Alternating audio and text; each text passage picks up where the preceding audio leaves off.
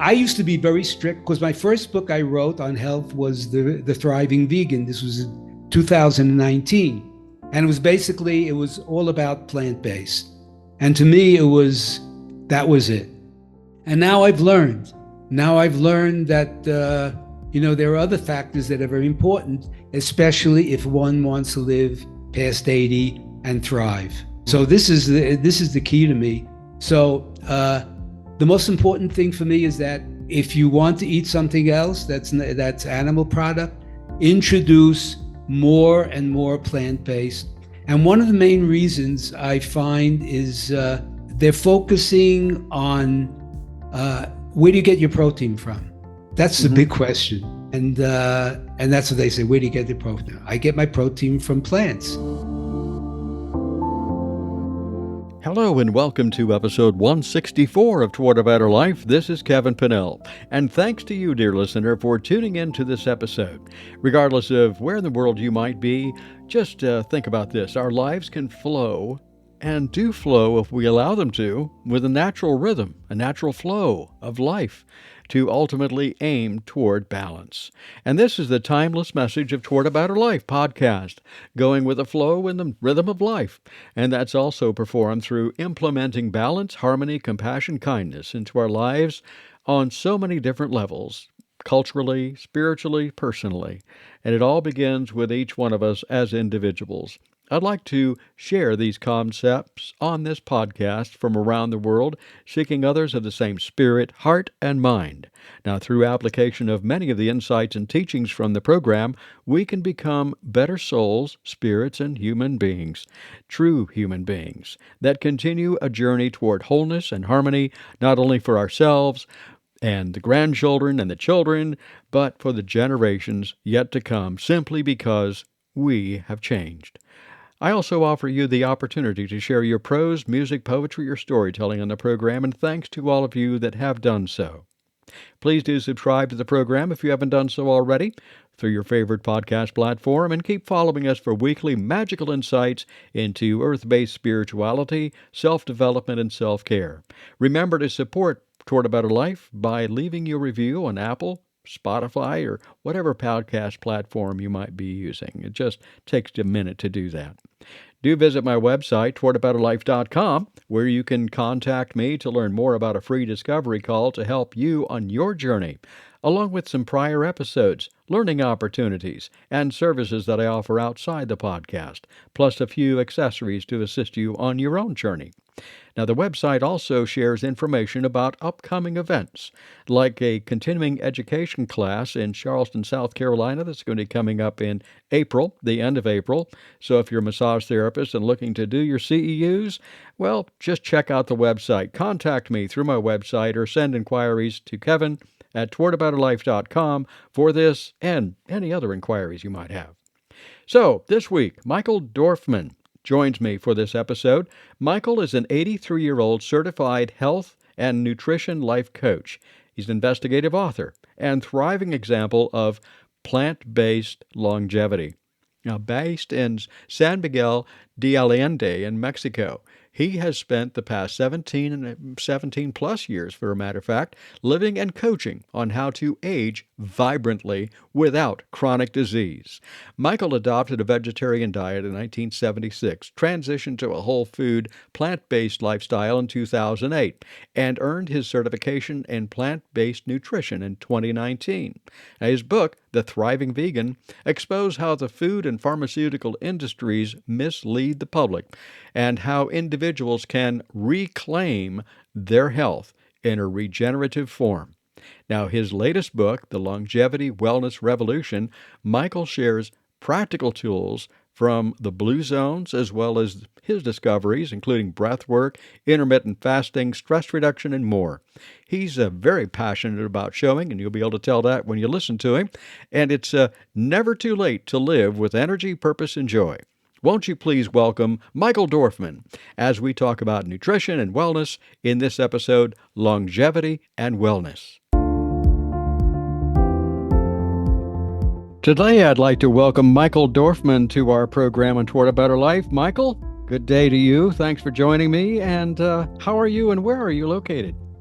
Okay, well, thank you for the invitation, Kevin. Pleasure to be here. I am in Mexico. I've been living in Mexico for about 53 years. Wow. So even though I was born in New York originally.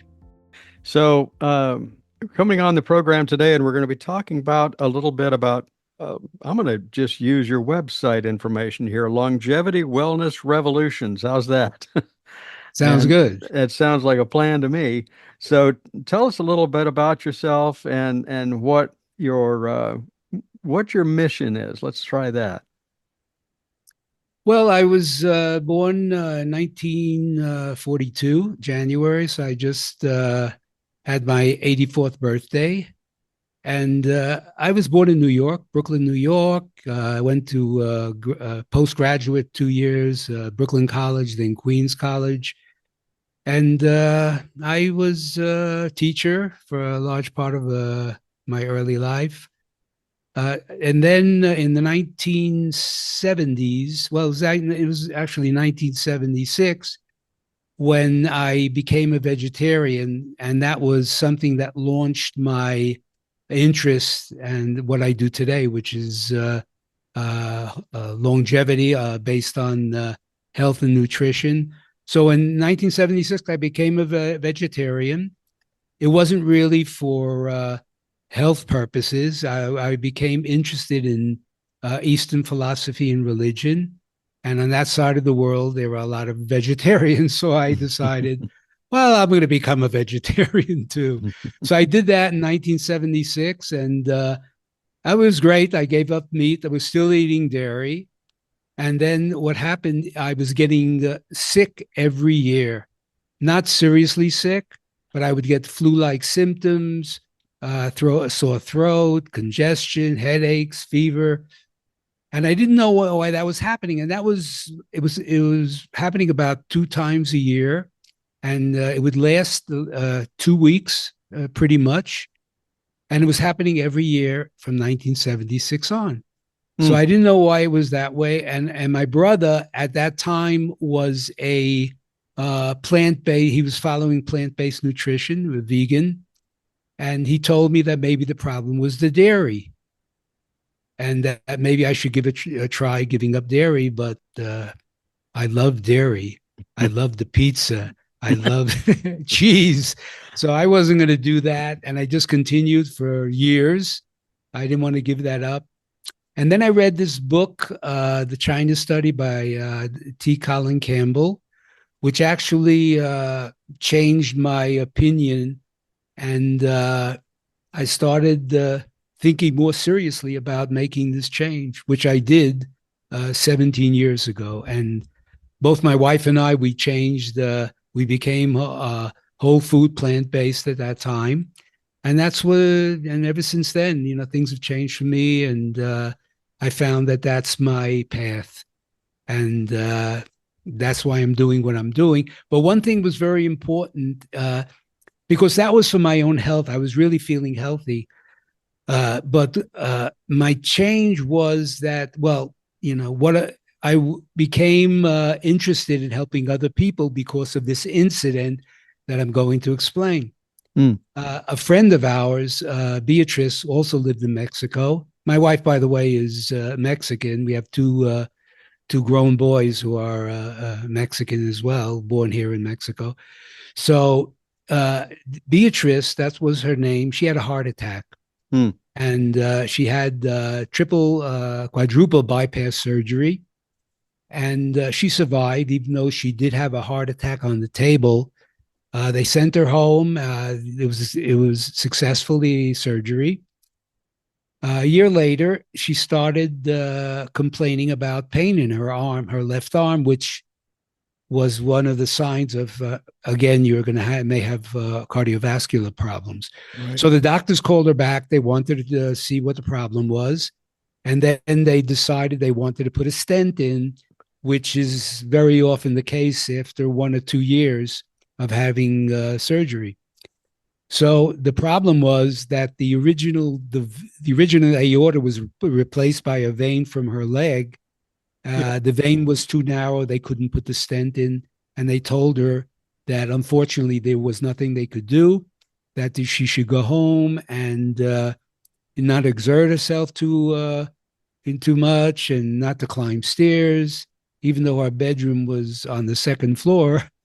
Mm. What they didn't tell her at that time, they told my wife, because my wife was her closest friend, and they also told her son that she had about 6 months to live. Wow. So here I was, I was back home. We were living in Cancun at that time. So I was back home, and I had already been reading lots of books and on doctors that were having great success in turning around heart disease through plant based nutrition. And one of the doctors that was most well known at that time, and still is, Dr. Caldwell Esselstyn, who was the chief of staff and one of the top surgeons at the Cleveland Clinic, which is one of the top heart clinics in, well, not only in the US, maybe in the world. Yep. So he was there for many years. He's over 90 now, Dr. Esselstyn. And he was just heartbroken about why is heart disease getting more and more cases every year. It's not getting better, even though we have better technology. The students are learning more, and yet it's getting worse and worse on a global level as well. So he decided, he got into this plant-based nutrition, Dr. Esselstyn, and he started taking patients, and some were very serious. Some couldn't even walk, without getting heart pain from one side of the room to another. So he was getting these patients, and he had ended up, and it still is the case. He's having about 95% success rate in turning things around. And people were starting, instead of living months, they were living 10, 15 years longer. So I gave this book he wrote, Prevent and Reverse Heart Disease. It's actually at the top of the book. It says that this is the book that turned life around for Bill Clinton, because he had gone through the same thing. He had gone through surgery and stents, and he decided he wanted to make the change. And this is the book that got him on to more towards a plant-based diet, which I'm not sure exactly how much he's following now, but this, at that time, it changed his life. So I gave her the book. She read it, and she decided that she was going to make the change. So she became plant-based, not 100%, maybe 85, 90%. And the result was, instead of living 6 months, she lived almost 10 years. Mm. But for me, it was like, I read about these things about other doctors, and here was a close friend of ours, and it was just a feather in my cap. And I started thinking about this. Well, what's going on here? If this is true, and I'm reading about it, and here I have a personal friend whose life was changed, how come this is not the go-to, one of the go-to protocols, therapies for people who have heart disease? Maybe you go through the surgery like she did, but why aren't they following up? Why isn't this information being given to the patients by doctors? And it's still the case. And then I went and I started doing research, investigating, and then you find out that doctors are not well trained, that they go through their 8 years or whatever of training to be a physician, and yet very little nutrition and lifestyle. Right. And it still is the case, and it still is the big fight that's going on. So now I found out that, and then I find out that doctors, what they do, they subscribe their drugs, and managing disease and the symptoms of disease, instead of helping people reverse or slow down the progression of disease, and not only heart disease but other diseases as well. Yeah. There's there's a bunch of stuff that we can do, no doubt about it. I say do in the sense that we can talk about, because uh, there are some questions I've got too, just in the sense of well, when we talk about you and you're vegetarian, so you're not vegan, so you do consume some things, or how does it work for you right now? Before I go on. Well, I am a strict.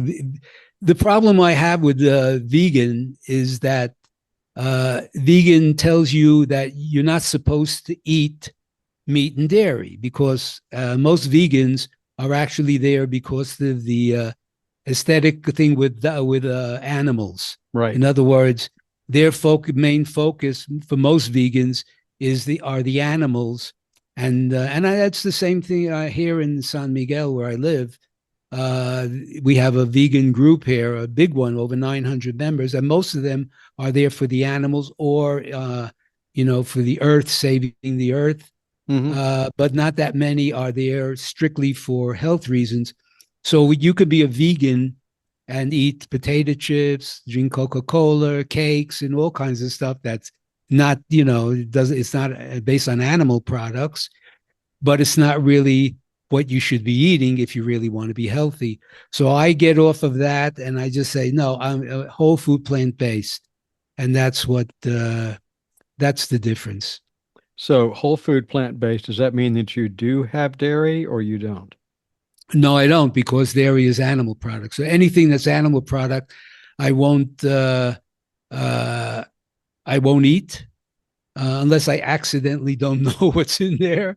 But I when I go out to eat somewhere, so I it's basically plant based foods that and as least processed as possible. Okay, so no dairy either. No dairy, no. Okay. I remember some years ago that I had read Diadamo's book on Eat Right for Your Type. You may be familiar with that. But it was to say it was controversial would be a good term back in its day. And I remember within the first chapter or so of the reading of that book, he said basically, I'm going to paraphrase, that if you adhere to this maybe as much as 50% of the time, you're going to be probably a whole lot better off than you are right now. And there's some discussion about does this really work and so forth. And I remember at the time I said, I'm going to give it a shot and see what happens. And at the time, I moved more toward vegetarian than vegan. But I was also definitely an omnivore before that. And honestly, I tried it for a while and it really didn't work well for me personally. And that's one of the things that I talk about a lot to different folks is that we're all wired different and we're all made up different. So we might respond differently. And I'm not poo-pooing anything about plant-based because if it's working, it's working. And you just can't argue a point like that because you know what it's like and how it works. And then there was a time period where I eased back. I didn't ease back in. I went in crashing back to red meat and the whole bit, and I went the other direction. It was almost, if you're familiar with the term that they talk about with Lyme disease, and they talk about herxing, where your body gets worse before it gets better. And man, Uh-huh. I was all over the place. It was awful. It was not a good experience. So I started backing off some of the stuff and I kind of experimented back and forth for some years. And I found that if I didn't consume as much red meat, I was doing much better. I also discovered that if you are really wise when you go to the grocery store, that you avoid processed foods. And it's interesting, a lot of times people think about processed foods, they think about deli meats. Well, if you pick up a jar of pretty much anything in the middle of a grocery store, you're going Right. to find a list of stuff that's in there that, you know, my thing, Michael, is if I can't pronounce it, why should I Yeah, eat it? Yeah. exactly.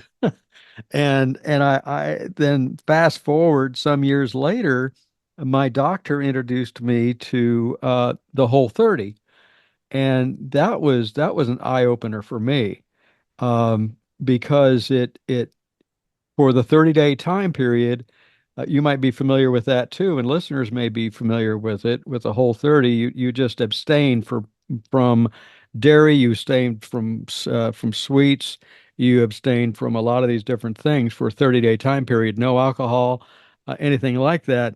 And then you want to see how your body responds. And the way that you do that is you introduce stuff back into your diet one thing at a time to see how your body responds.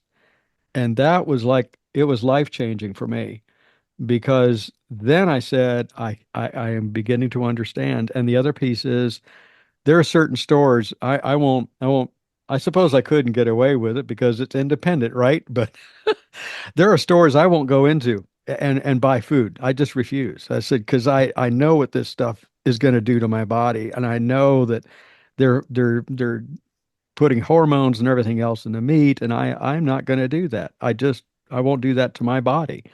So that's kind of where I am. And what do I do now? I am an omnivore, but if I were to lean anything, it'd probably be pescatarian because I do like fish and I will eat salmon and things like that. But Michael, what's happened to me is that I've noticed a big change in blood pressure, glucose levels. I don't get sick anymore, and all these things. And it kind of goes back to probably the one thing that you and I would definitely have in common is that I listen to my body. My body tells me what it needs and what it doesn't need, and I better pay attention. If I don't, I'll be reaping the whirlwind. So I guess the question might be to start off with is within the thought of plant-based nutrition, if somebody's really looking at this, could they be a vegetarian and, still have eggs or dairy and still be plant-based? Is there like a mid-road that people could go? Well, that's an interesting question. It's a great question. Uh, I'm a big follower. I don't know if you've heard of the blue zones. Somewhere. Okay, the blue zones are there are five blue zones that were discovered. Well, I'll tell a little bit of the story.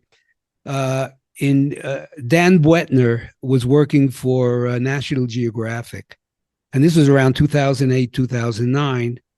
And he was an explorer. He had, I don't know, he's won some awards for bicycling around the world, but he was working for National Geographic, and they decided to send him to find out where do the healthiest and longest living people on the planet live. That's where I've heard it. Yeah, that's where you heard it. So Yeah. he did that, and it was a 2 year study. He went with a couple of teams to search it out and search out the places, and they found five places. And one of them was Okinawa in Japan, Hmm. Sardinia in Italy, Ikaria in Greece, Loma Linda in California, and Nicoya in Costa Rica. Those are the five places. So, but it wasn't only to find out where they live, because they live 10 to 15 years longer than we do in the West, where the life expectancies are out mid to upper 70s. Hmm. And so they live 10 to 15 years longer, and they have more centenarians than Hmm. anywhere else in the world, especially in Okinawa. So, and living healthy lives at that time. So the whole idea was not to only find these places, but also to find out are there any similarities with them. Even though, if you look at the map and you see that the separations are oceans of water and land masses, you go from Loma Linda, California, Okinawa, Japan, and then you go to Italy and the Costa Rica, they're separated. And yet he found there are certain lifestyle uh, practices that are in common. Even these people haven't been in touch with each other, and they've been following these same lifestyle practice for more than some with hundreds of years. So one of the things they found was basically plant based. Now, it doesn't mean that all of them are 100% plant based, even though I am, because I found that works for me. They would eat meat. They would eat fish in certain places, like in Okinawa. In Japan, they would eat fish sometimes, but it wasn't a mainstay. Right. Mainstay. It was once in a while. Hmm. The foundation of all their diets was plant based, and they were different. They were, for example, Okinawa. They loved sweet potato. It was sweet potatoes was the basis of their meals, Huh. and in other places, they had different because it was different places, different cultures. So, but that was the one of the basics of was the plant based. So for me, and the same thing would happen with Beatrice, our friend. She was 85%. She would eat something else. So I used to be very strict because my first book I wrote on health was the Thriving Vegan. This was 2019, and it was all about plant based. And to me, it was that was it. And now I've learned. Now I've learned that there are other factors that are very important, especially if one wants to live past 80 and thrive. Hmm. So this is the key to me. So the most important thing for me is that if you want to eat something else that's animal product, introduce more and more plant based. And one of the main reasons I find is that people ignore is that they're focusing on where do you get your protein from? That's the Hmm. big question. Right. And that's what they say. Where do you get the protein? I get my protein from plants. So, and some of the top elite athletes in the world are vegans, are plant based, Right. and also in many sports. So, but one of the things that's missed is fiber, Right. and fiber comes from plants. And you can't get fiber from animal products. And fiber is the favorite food of our gut bacteria. Right. And for example, on people on the standard American diet, 95% of the people are not even getting close to the minimum of fiber, and that's why there's so many people with problems with the colon and gut problems and other problems as well. We keep getting sicker and sicker as a nation, even though I'm an American, but I live in Mexico, but we're getting sicker every year. Nothing's changing, and it's not only in the U.S. It's around the world that chronic diseases are growing and growing. So for me, it's and this is what I really promote is that try to get more and more plant-based foods, whole plant-based foods in your life on the table, and then you'll have a better chance to really enjoy your later lives. I can tell you that there's one that just came to mind, and I just made it the other day. One of my brain candy books, if you want, is and people have heard me talk about him before. Maybe she's going to start getting more people reading her books, but Octavia Randolph, and she writes historical fiction based on a character from the ninth century. And in the midst of all of that stuff, she's come up with, because people were really interested about how she was so descriptive about what they ate. And they said, Would you put out a recipe book? And she says, Sure, why not? And it's not like a huge book. It was more of a pamphlet. It's got like maybe 14 to 16 different recipes. And one of my favorites in that, Michael, Yeah, is a thing called Browis. And knowing Octavia as I do, I interviewed her on our program not, no, maybe a year ago, and she does her research. I mean, she just doesn't go to the local well, she probably does, but it isn't just a trip to the library. It's much deeper than that. And she goes into the culture, she goes into the lifestyle, she talks to people and so forth about what was it like. And not that anybody's around that can talk about the ninth century, but it gets an idea. And one of the things that came up in that recipe thing, it's called Browis. And Browis is very basic. You can do it with a plant-based um, broth, and then you add root vegetables, and then you add in barley, and you cook it. And that was actually a mainstay for many people in that time period. When did they add meat? They added meat when they had it available, and I think that's the big one. Is we've become so meat centered. If I don't have, I say if we don't have meat 4, 5, 6 times a week, we feel like we're not getting the nutrition that we think we need. When the truth yeah. is, there are days that I can go by and I'm not like I was back many, many years ago when I first started playing around with the idea of being a vegetarian, because I know it doesn't work for me.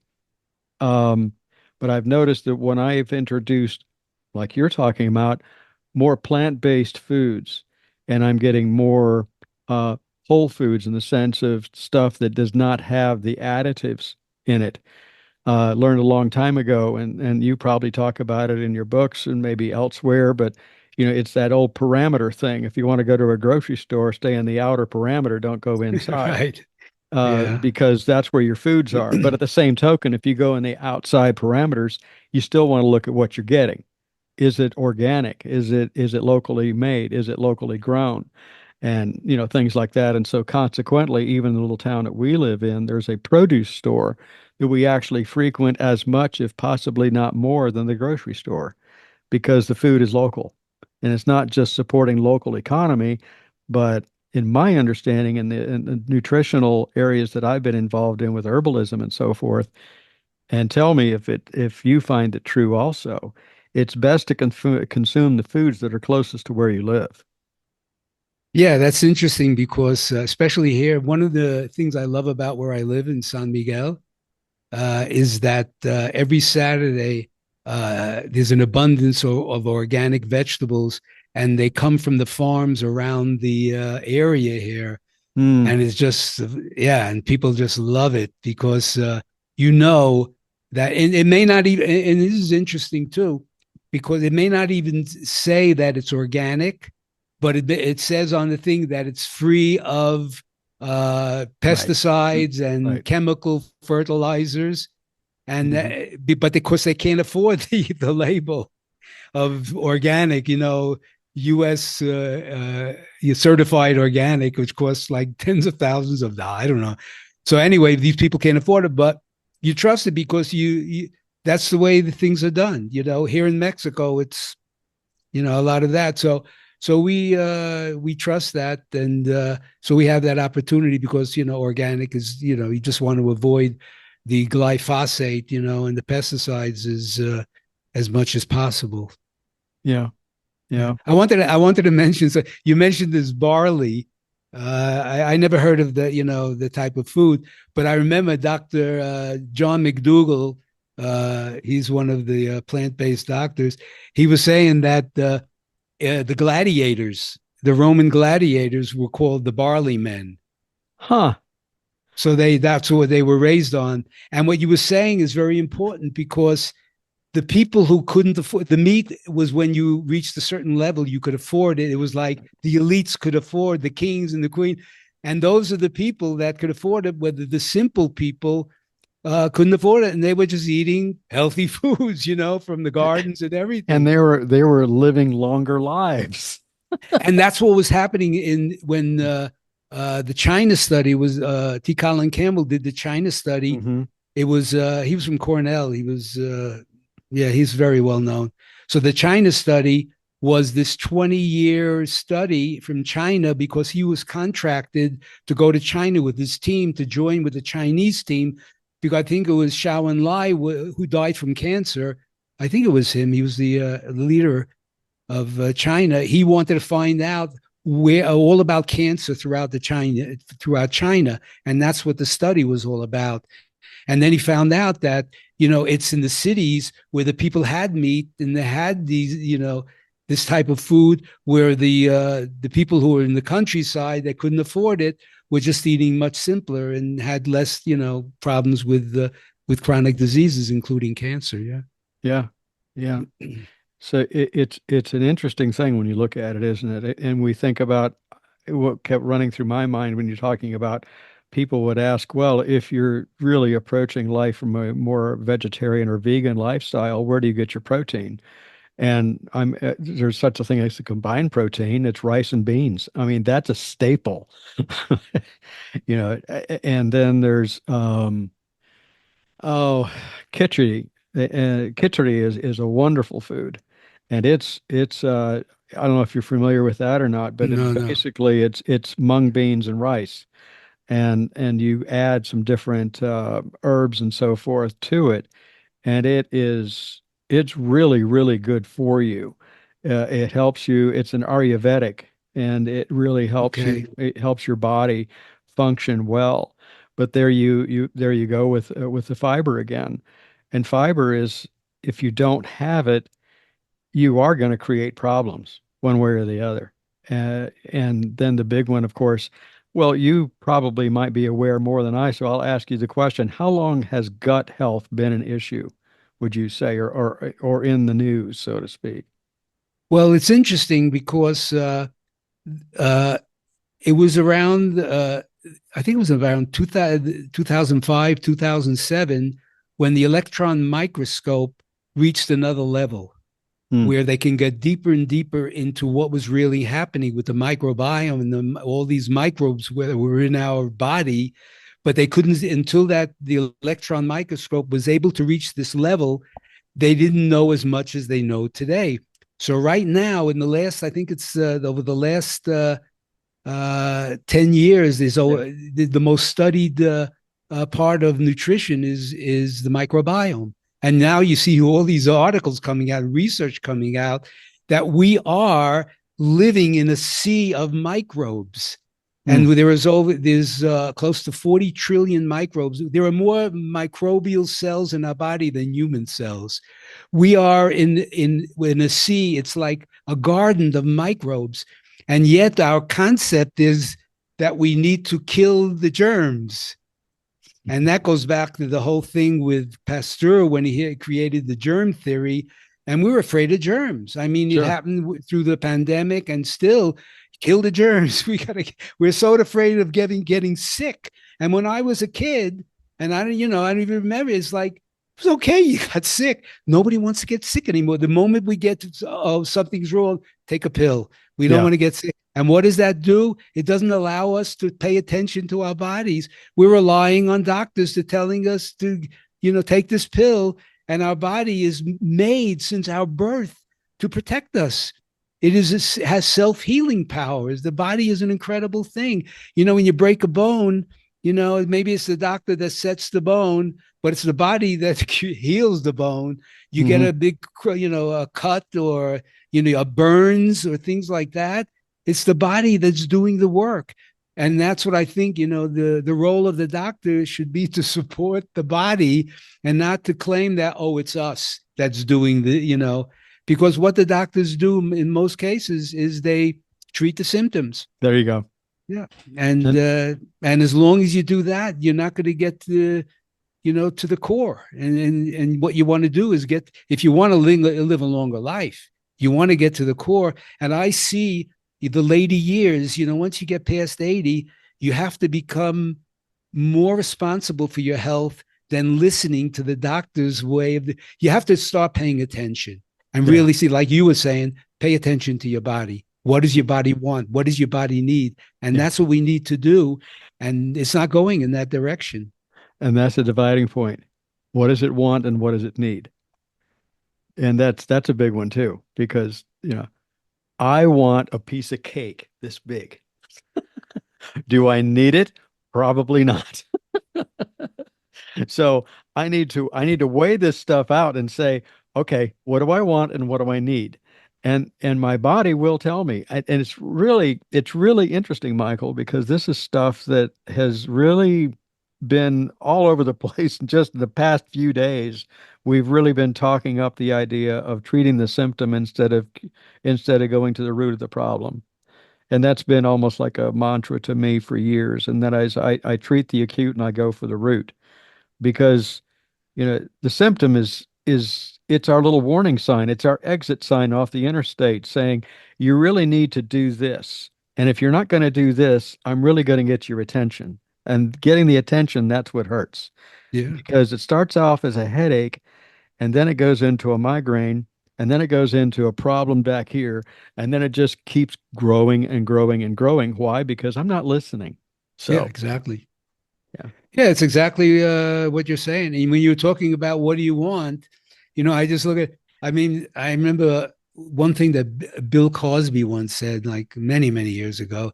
And he said, the whole idea of wanting, you want the taste.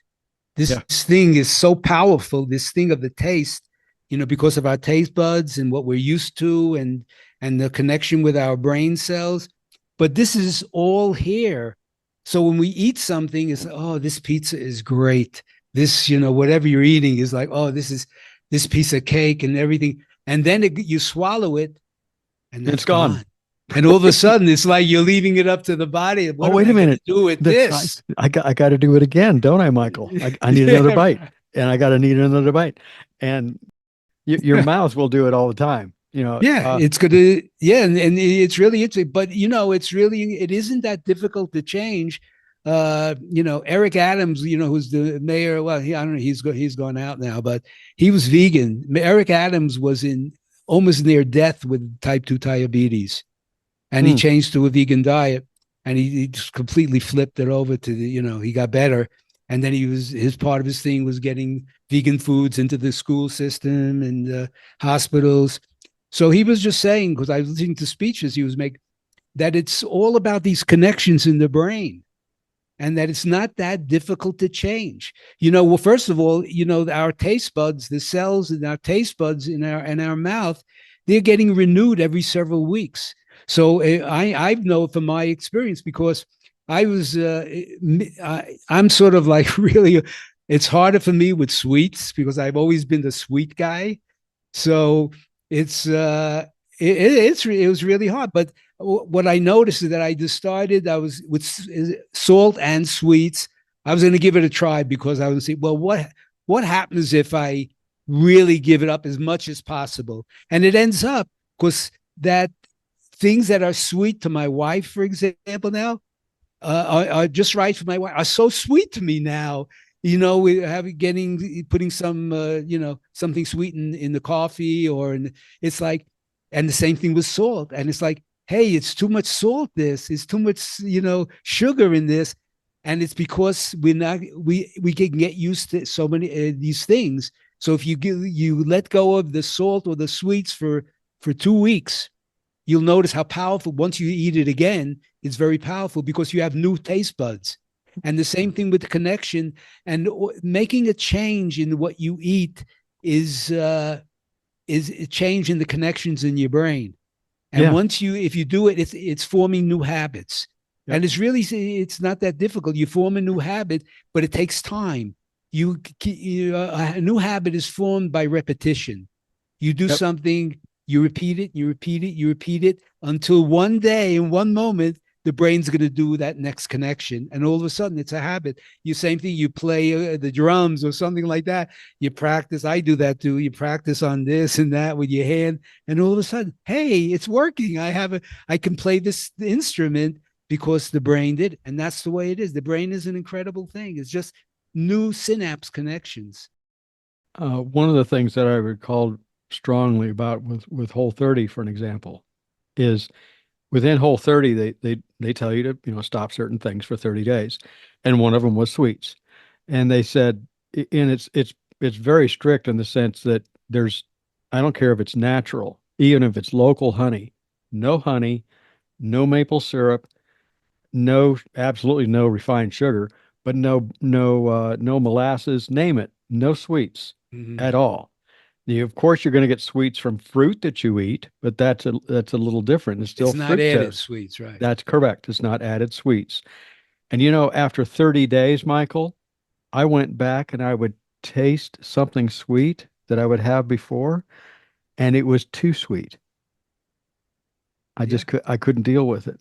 And there it's used to be amazing. one of the habits that I got from that is the way I eat chocolate now. I'll have a piece of chocolate, and there's a chocolatier that's about 45 minutes from here. Ask me how I know.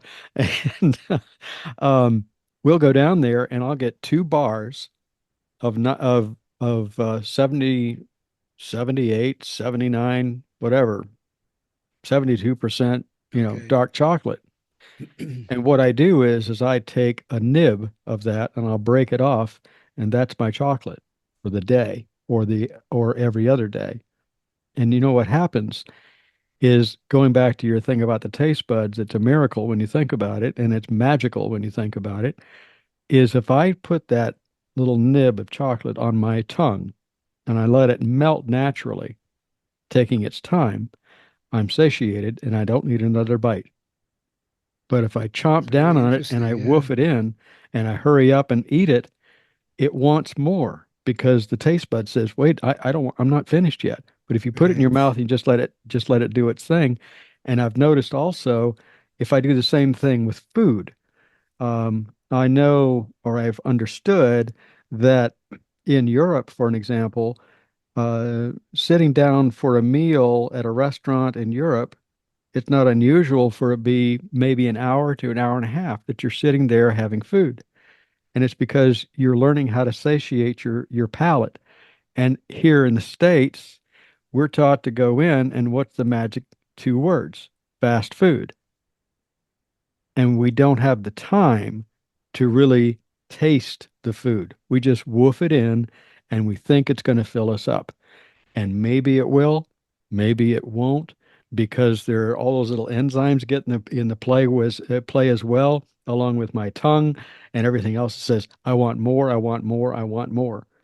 And that's not the answer if we just slow down. And I've learned that if I slow down my eating habits, Hmm. I get satiated faster. One of the similarities between the blue zones is that stop eating when you're 80% full. Yeah, I can And see that. that's hard to do, especially as you're woofing it down. But you're saying is so true, and it's so important for me to remember too, is that, like you say, enjoy the food. Really focus on the food.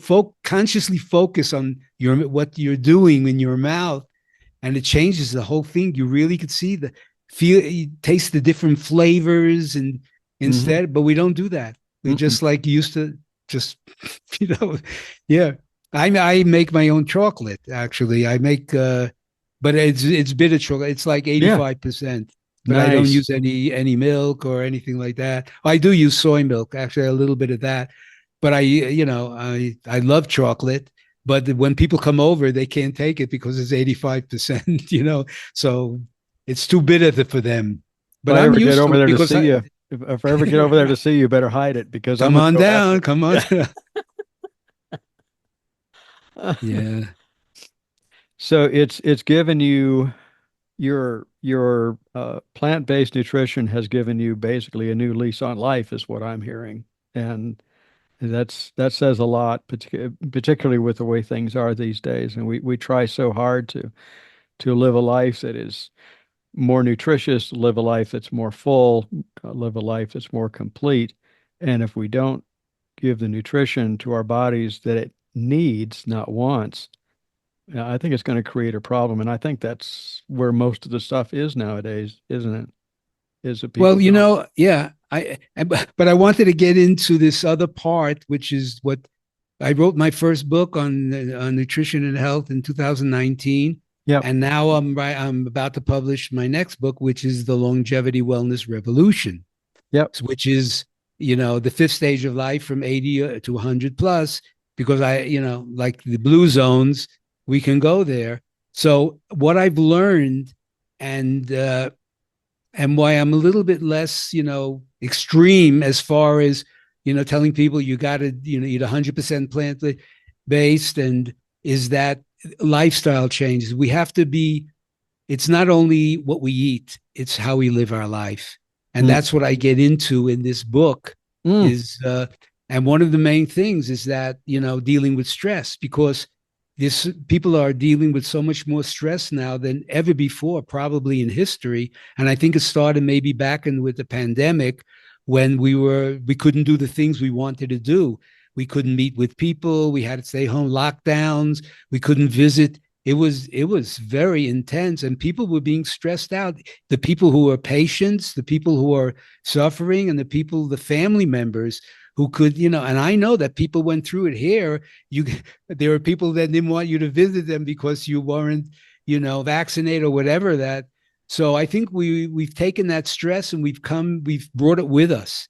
And I yep. think that there's so much stress also because of the world situation, the danger of, the economy, the wars are going on. It's just, we're going through this. So I think that stress is very powerful. Too much stress is detrimental. You could be eating the healthiest foods in the world. If you're stressed out all the time, it's going to cause chaos in your body. And what it means when you're stressed is means that your the stress hormones, cortisol, is being produced, and you're living with it. And the problem we have is that we get used to it, and Right. people are living stressful lives and not even realize that that's what's happening, and it's going to cause problems in eventually, because human beings adapt to anything and adapt to stress, and you live stress. So for me, you got to find a way of dealing with stress, and managing your stress and avoiding stressful situations, because we need to have a combination. It's okay to be stressed out. I For me, part of the enjoyment and the reasons for living after 80, that helps you live and thrive, is is taking on challenges for the body, doing exercise, uh, just not slowing down, like you were saying, is like the worst thing you could do is slow down when you get Mm. older. And people have this thing in the mind, oh, I'm going to retire. And then when I tire, I'm just going to hang out, watch TV, watch some sports, football, basketball, whatever it is. And no, no, no, no, no. That's the worst thing you can do. You have to challenging your brain so you don't get Alzheimer's so easy, or you can just, because the brain keeps on going if you feed it and you challenge it, whether it's like I do writing, I do podcasts, I just love sports. I play pickleball 4 times a week. I go to the gym. The worst thing you could do is slow down. It's just as bad slowing down than it is getting stressed out too much. So you got to find, for me, finding this balance in your life Right. where you can really, you know, just live. Life can be lived after 80 just as well as you live life in your 20s and 30s and 40s. Thank That's how you. much you can enjoy it, because it's a mindset. It's the, we are taught to, or we have the narrative says, oh, once you reach your, life's expectancies in the 70s. So, okay, yeah, there are people living to their 80s, even 90s, but it's a different thing just surviving than really thriving. There And you what I'm go. talking about is thriving to the fullest, so that you don't even think about how old you are. In fact, when you get to be 84, like I am, I love to tell people I'm 84, because it doesn't matter to me. I don't know how long I'm going to live, but I know that I want to enjoy the moments as they come, and not, because I know I'm getting closer to the end. It's obvious, but I don't feel that way. So I don't focus on that. I know is like, I want to live each day and take advantage of each day and enjoy each day. Yeah. So tell us a little bit more about your book, The Longevity Wellness Revolution. Does it involve the nutrition, but as well as activities? Is that what it does?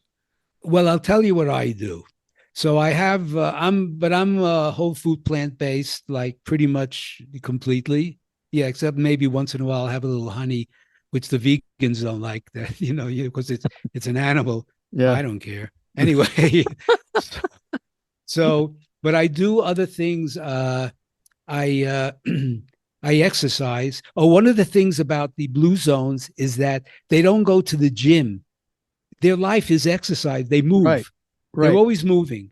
So even when they're over 100 years of age, there's a great, actually, there's a Netflix documentary, Live to 100, Secrets of the Blue Zones.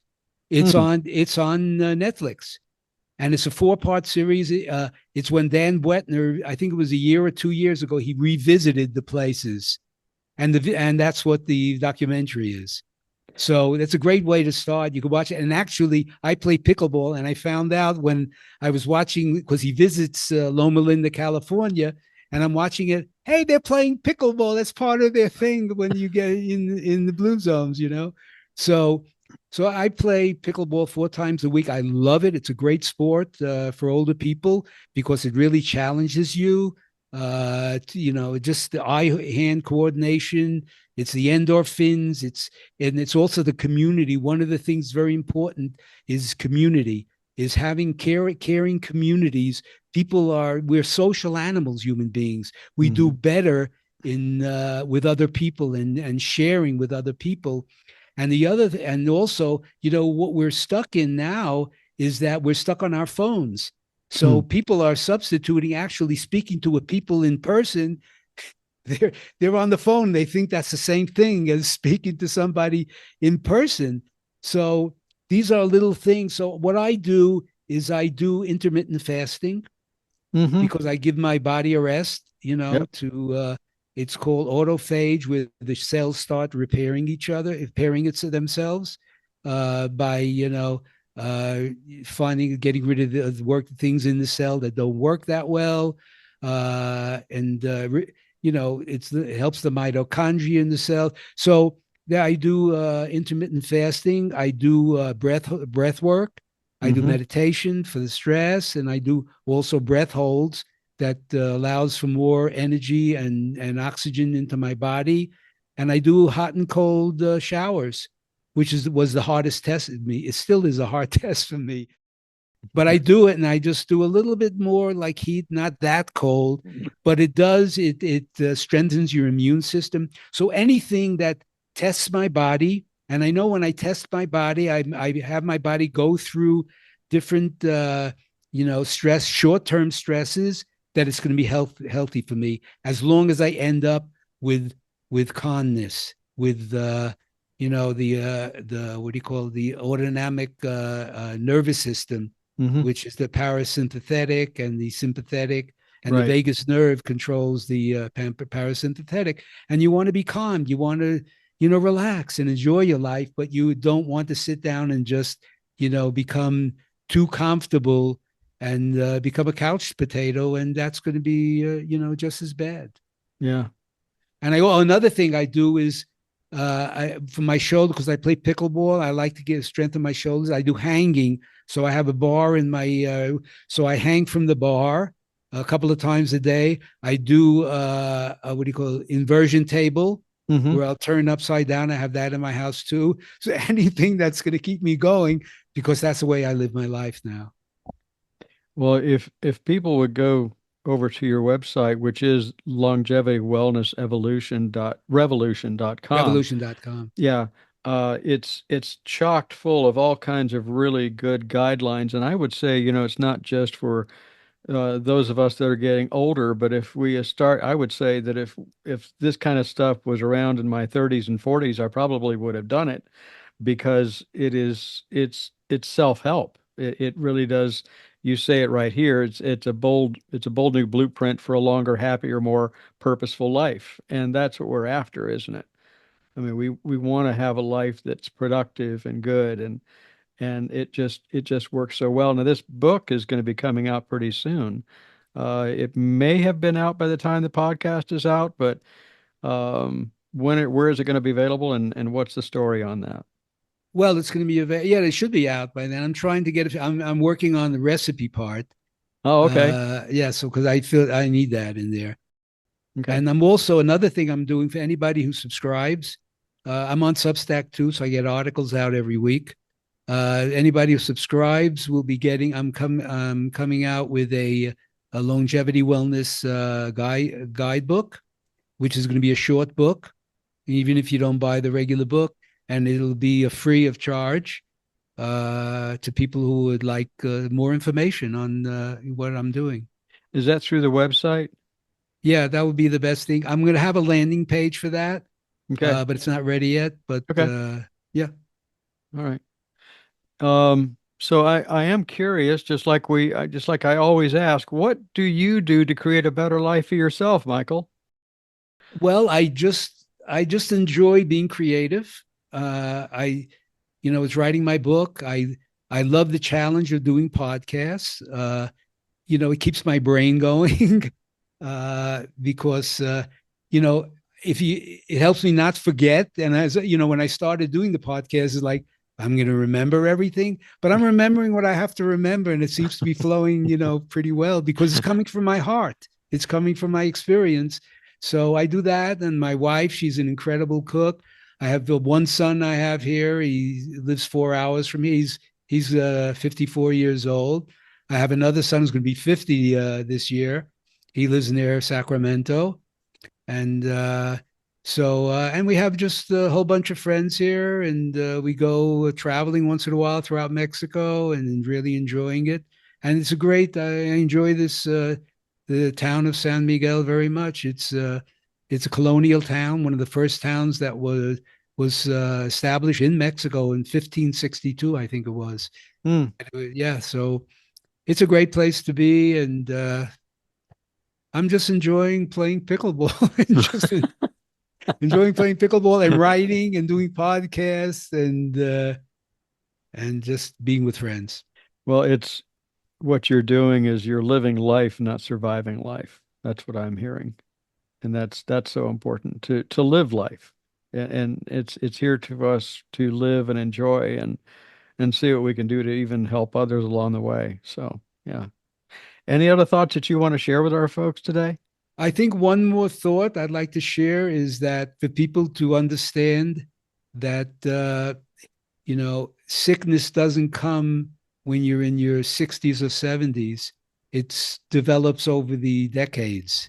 So it's never too early to start. And, I tell this story of my father. My father, during World War II, I was born in 42. He didn't have to go do military service, but he was in the Brooklyn Navy Yard, and he was a painter. So he's painting the hull of ships. So he helped paint the Queen Mary, actually. Huh. So he was painting, and at that time they didn't know about asbestos. Mm. So he was there for a couple of years. So he was exposed to asbestos, and it was the cancer that comes from asbestos exposure is mesothelioma or Sure. mesothelioma. And he didn't know that it didn't appear, or it didn't get to the point where until he was 78 years old that they said diagnosed with mesothelioma. So what I'm trying to tell people is cancer doesn't just appear, especially for women, on the mammogram when all of a sudden, early detection. That's not early detection. That's just when the machine picked it up. It's been growing there for maybe a couple of decades. So it's really important for people to understand even heart disease can start in the 20s and 30s, and you won't even know that. And then, until it develops into something more serious. So take care of yourselves. The earlier you begin and start taking care of your health and eating more plant-based foods, the better off you'll have, the better chance you'll have of really thriving in later life. That's great. Absolutely. Good, wise words. Thanks ever so much. Michael, this has been nutritionally well received. Thank you very much. Thank you so much, Michael, for being on the program today. Thank you. I appreciate it. And that's our show for this week. I do hope you enjoyed the episode about longevity, wellness, and regenerative nutrition. If you'd like to learn more about this and Michael Dorfman, there are links in the show notes for the website and books. Now, as always, very special thanks to you, dear listener, for tuning in.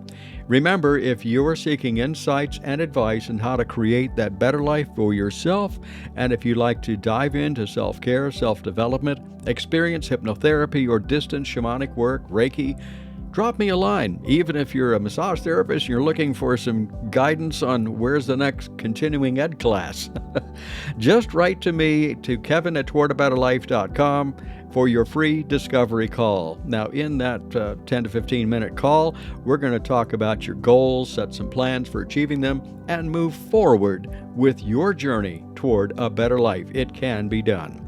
And you can also visit my website, towardaBetterLife.com, for some past episodes, blog entries, ways to enhance your spiritual journey, and upcoming events like the one in South Carolina. Please subscribe to and follow Toward a Better Life through your favorite podcast platform, and leave a review, please, on Apple, Spotify, Overcast, whatever podcast platform you might be using. This helps to spread the word about the program and helps to create, a better life. Always remember, if you'd like to share your story, music, prose, or if you just want to be a guest, please write to me, kevin@towardaBetterLife.com. Until next week, enjoy your journey toward a better life.